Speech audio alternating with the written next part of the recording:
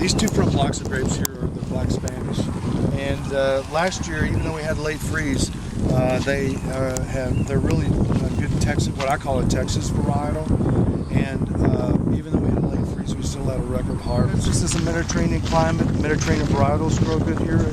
Another Mediterranean varietal that we have up at Doss is Primitivo, and I really love that grape. It has, great color, and it's an Italian version of Zinfandel, and it has the same DNA. But believe me, I've got them growing side by side.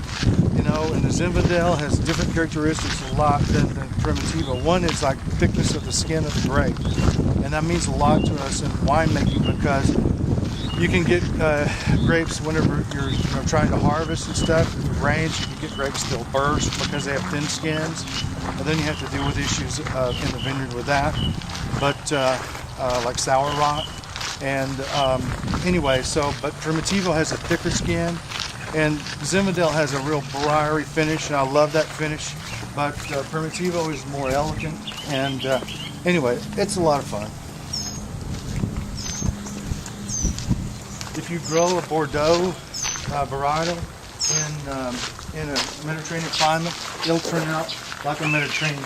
Okay, so they tend to lend itself to more fruity style wines, the Mediterranean. We were the first winery in Texas to have our own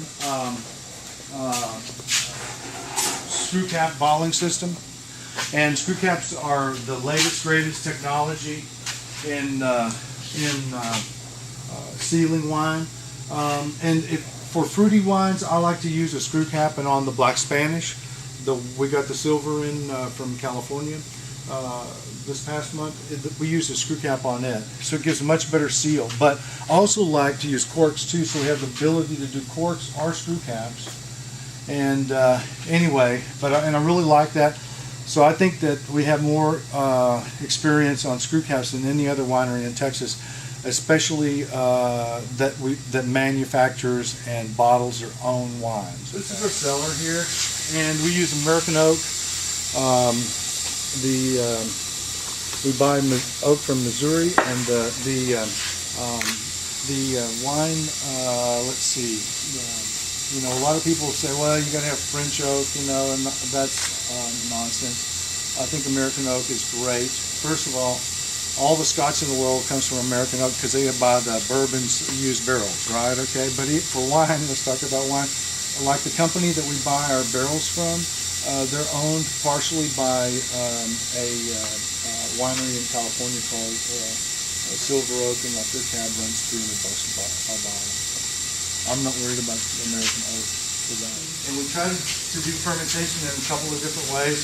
And I've got some redwood fermenters that are really antiques that I bought from California, and I brought them here, and so we're able to use the traditional methods as well as stainless, and we kind of use a combination of the both. If we find an element in the wine, like last year, the Cynthiana had this wonderful cherry cola flavor, and it was like you open up the barrel and just like huge, all you smell is cherry cola.